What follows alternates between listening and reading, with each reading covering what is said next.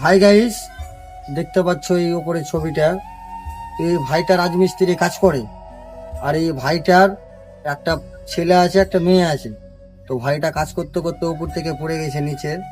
তো ভাইটার হাত আর দুটো পা ভেঙে গেছে।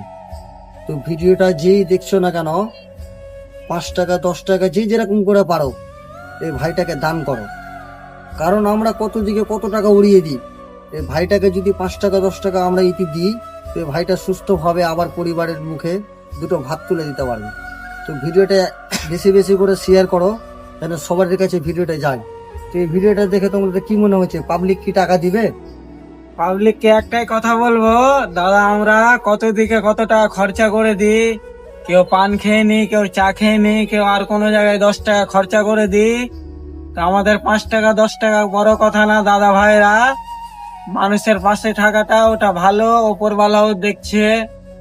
ওপরে কে আছে না আছে, ওপরওয়ালা আছে, ভগবান আছে, আল্লাহ আছে, যে আছে একজনই আছে। কিন্তু আমাদের 5-10 টাকা 20 টাকাটা বড় কথা না। মানুষ মানুষেরই সাথ দিবে। আমাদের রক্ত সবারই লাল, হিন্দু মুসলিম লেখা নেই ভাইরা। বিপদে পাশে দাঁড়াতে হবে বন্ধুরা।